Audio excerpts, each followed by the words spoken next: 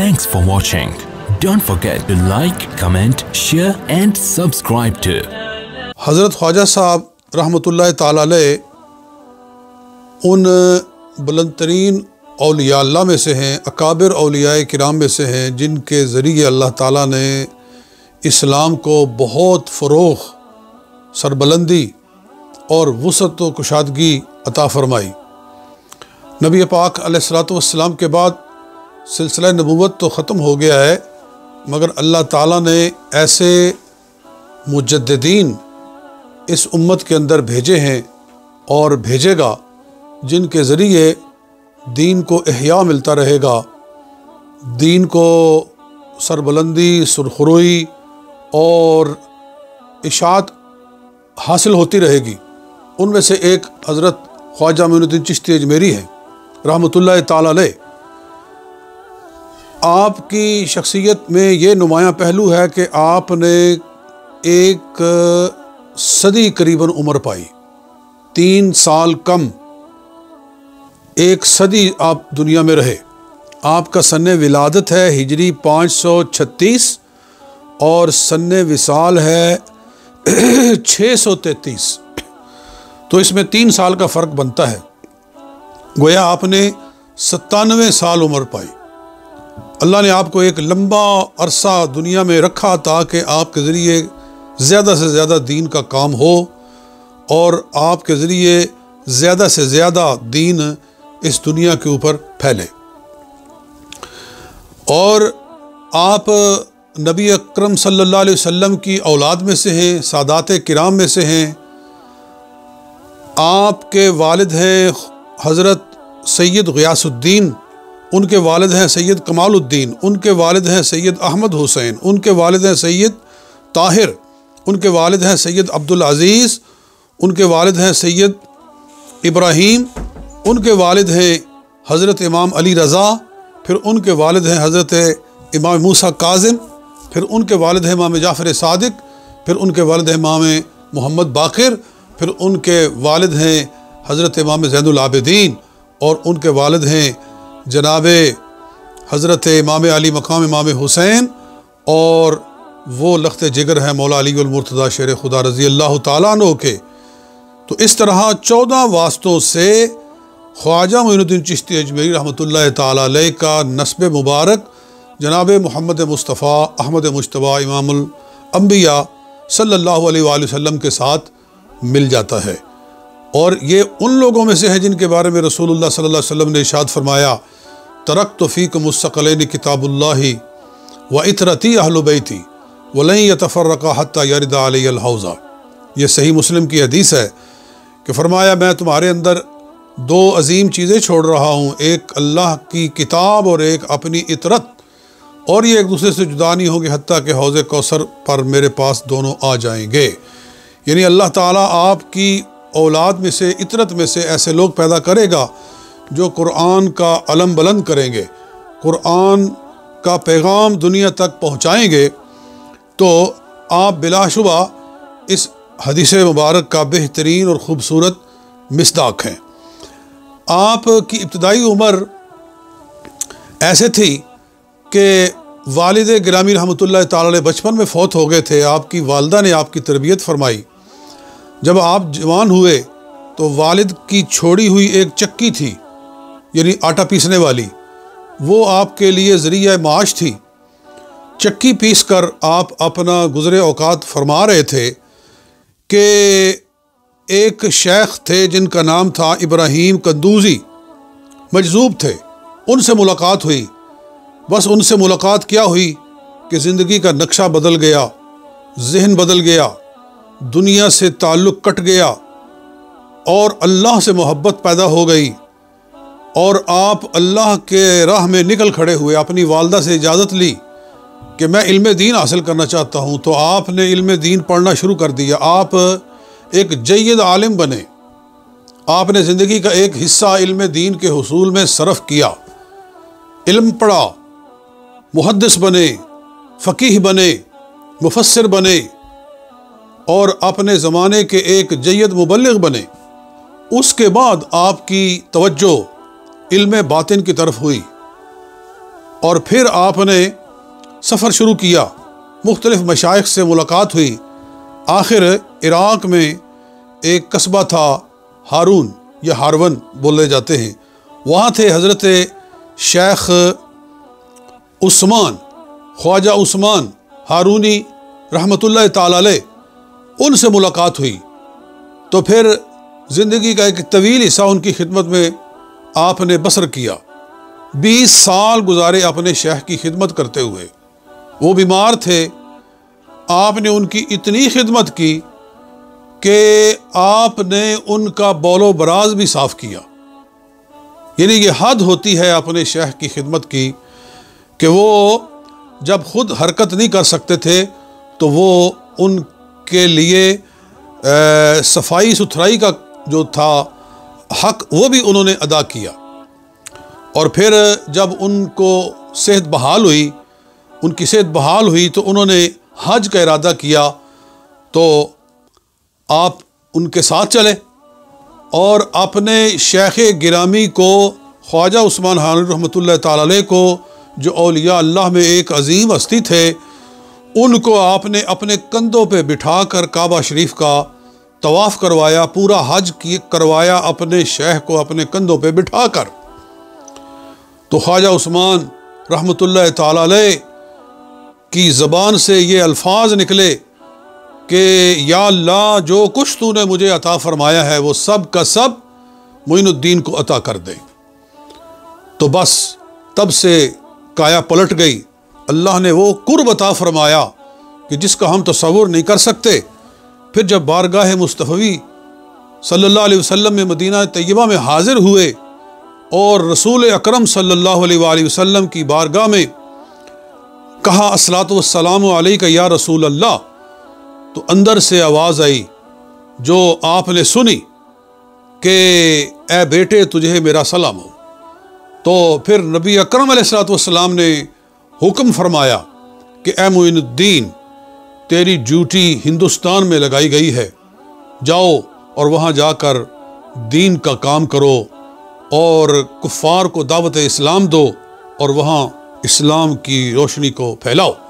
تو آپ پھر رسول اکرم علیہ الصلوۃ والسلام کے حکم کو حاصل کر کے وہاں سے نکلے اور آپ بغداد آئے پہلے، اور بغداد میں اس زمانے کے اندر جناب غوث پاک شہنشاہ بغداد حضرت شیخ عبد القادر جیلانی رحمۃ اللہ تعالی دنیا میں تشریف فرما تھے۔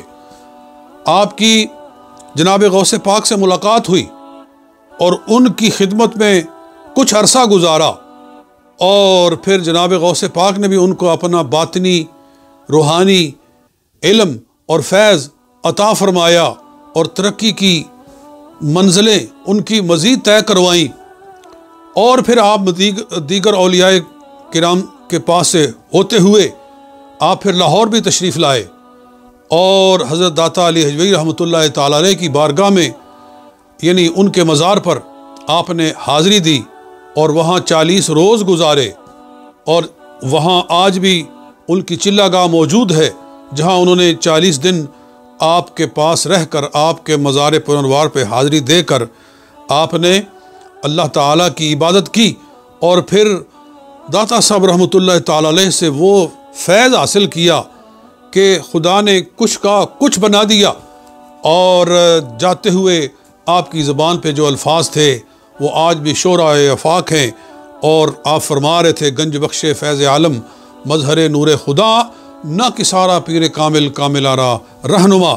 یہ آپ کہتے ہوئے جا رہے تھے کہ میں اس بارگاہ میں آیا ہوں کہ جو فیض عالم ہے، مظہر نور خدا ہیں، اور ناکسارا پیر کامل، ناقصوں کے لیے پیر کامل ہیں، اور کاملہ رہنما، اور کاملوں کو بھی ان سے رہنمائی حاصل ہوتی ہے، یعنی بڑے بڑے کامل آ کر بھی یہاں اکمل ہو جاتے ہیں، اعلیٰ و ارفع ہو جاتے ہیں۔ اس کے بعد پھر آپ ہندوستان تشریف لے گئے، اور ہندوستان میں جا کر پھر اللہ نے اتنا کام لیا آپ سے کہ روایات کے مطابق 90 لاکھ ہندوؤں نے آپ کے دستے حق پرست پر بیعت کی اور اسلام قبول کیا، اور اسلام اتنی تیزی سے پھیلا کہ جہاں بڑے بڑے لشکر کام نہیں کر سکتے تھے وہاں ایک مرد درویش کی زبان نے کام کیا. اور یہ حقیقت ہے کہ اسلام تلوار کے ساتھ نہیں پھیلا ہے. اسلام اپنی قوت کے ساتھ، اپنی روشنی کے ساتھ، وہ لوہے کی تلوار کے ساتھ نہیں پھیلا ہے، وہ علم کی تلوار کے ساتھ اور کردار کی تلوار کے ساتھ پھیلا ہے، اور اولیاء کاملین کی محنتوں کے ذریعے اور علماء ربانیین کی محنتوں کے ذریعے پھیلا ہے. ہاں جہاں تلوار اٹھانے کی ضرورت پڑی وہاں تلوار اٹھائی گئی، لیکن تلوار ہی اسلام کی تبلیغ کا اور اشاعت کا ذریعہ نہیں رہی ہے. اسلام اپنی خوبی کے ساتھ پھیلا ہے، اپنے علم کے ساتھ پھیلا ہے، اپنے اندر جو اس کا روح ہے اس کے ساتھ پھیلا ہے. تو دوستان مکرم، یہ حضرت خواجہ معین الدین چشتی اجمیری رحمۃ اللہ تعالی علیہ، اور پھر آپ کے آگے مریدین اور پھر آپ سے چلنے والے ہزاروں سلسلے ہیں جو دنیا کے اندر پھیلے ہوئے ہیں. یہاں میں ایک ضروری بات کہنا چاہتا ہوں کہ آپ کے مزار پر جو ایک چیز ناخوشگوار ہے اس پر بھی نشاندہی ضروری ہے کہ میں خود تو نہیں گیا، لیکن جو کلپس دیکھی ہیں، جو تصویریں دیکھی ہیں، ان کے مطابق وہاں مرد و زن کا جو اختلاط ہوتا ہے، عورتوں اور مردوں کا جو اکٹھا ہونا ہوتا ہے، یہ چیز ناپسندیدہ ہے. یہ میری گزارش ہے وہاں کے منتظمین سے، جو لوگ وہاں انتظامیہ ہیں، کہ وہ اس کا خیال کریں اور مردوں عورتوں کے اختلاط کے سلسلے کو بند کیا جائے، کیونکہ یہ دین کی روح کے منافی ہے. جب حضور علیہ السلام نماز کے اندر عورتوں کو پیچھے کھڑا کرتے تھے، مرد آگے کھڑے ہوں، عورتیں پیچھے کھڑی ہوں، تو نماز سے زیادہ طہارت والا اور نماز سے زیادہ پاکیزگی والا ماحول کون سا ہو سکتا ہے؟ تو پھر جب نماز میں اللہ کو پسند نہیں ہے کہ مرد و عورت جمع ہوں، تو پھر نماز کے علاوہ کسی مقام پہ ان کا اکٹھا پھرنا اور بیٹھنا اللہ کو کیسے پسند ہے؟ اسی طرح قوالی کا جو سلسلہ ہے وہ بھی مزامیر کے ساتھ ناپسندیدہ ہے. اس کو بزرگان دین نے پسند نہیں کیا ہے. میں بالکل آخر میں یہ کشف المحجوب میرے ہاتھ میں ہے، یعنی داتا علی حجویری رحمۃ اللہ علیہ جن کے مزار پہ حاضر ہو کر حضرت خواجہ معین الدین چشتی اجمیری نے چلا کاٹا، وہ فرماتے ہیں کہ یہ ڈھول ڈھمکے کے ساتھ جو قوالی ہے یہ شیطان نے شروع کی. آپ فرماتے ہیں یہ میرے ہاتھ میں یہ صفحہ نمبر 614 ہے کشف المحجوب کا. اس کے اندر آپ کہتے ہیں کہ جب حضرت داؤد علیہ السلام کے خوبصورت لحن سے لوگ متاثر ہو کر ان سے جو ہے ایمان حاصل کرنے لگے، تو شیطان کی بے قراری نے زور پکڑا اور اسے ان کے دلوں میں وسوسۃ الخناس ڈالنے کی اجازت ملی تاکہ وہ ہیلا سازی سے جو کچھ کر سکتا ہے تو کرے. تو اس نے بینسری اور تنبور کے ذریعے لوگوں کو بہکانے کی ترکیب نکالی اور مجلس داؤد علیہ السلام کے مقابل ایک مجلس تیار کی. یعنی داؤد علیہ السلام کی مجلس تھی کہ وہ اللہ کی حمد کرتے تھے اپنی آواز کے ساتھ، اور لوگ ان کے گرویدہ ہو کر ان کے پاس جمع ہو کر مسلمان ہوتے تھے. تو ان کی مجلس کا جو رش ہے کم کرنے کے لیے شیطان نے لوگوں کو ڈھول ڈھمکا دے کر، ان کو ساز دے کر بٹھایا، اور اس نے پھر لوگوں کی ایک مجلس تیار کی کہ لوگ داؤد علیہ السلام سے ہٹ کر اس مجلس میں جائیں. تو وہاں سے قوالی کا سلسلہ شروع ہوا ہے. تو یہ بڑا افسوسناک مقام ہے کہ داتا صاحب رحمۃ اللہ علیہ جس مجلس کو شیطان کی بنائی ہوئی مجلس قرار دے رہے ہیں، ایسی مجالس کو پروموٹ کرنا یہ ناپسندیدہ چیز ہے. اور رسول اکرم صلی اللہ علیہ وآلہ وسلم کا ارشاد ہے صحیح بخاری کے اندر کہ انما بعثت بمحق المعازف، مجھے آلات موسیقی کے مٹانے کے لیے بھیجا گیا ہے. میں بھیجا ہی اس لیے، انما بعثت، مجھے تو بھیجا ہی اس لیے گیا ہے بمحق المعازف، کہ معازف کو ختم کروں. معازف کا مطلب ہوتا ہے بجانے اور گانے کے آلات، اس لیے عزاف گانے والے کو کہتے ہیں۔ تو یہ ہے میسج۔ اللہ احکم الحاکمین ہمیں اولیاء کاملین کے نقش قدم پر چلنے اور ان کی تعلیمات سے ہمیشہ مستفید رہنے کی توفیق عطا فرمائے۔ والسلام علیکم ورحمۃ اللہ وبرکاتہ۔ Thanks for watching. Don't forget to like, comment, share and subscribe to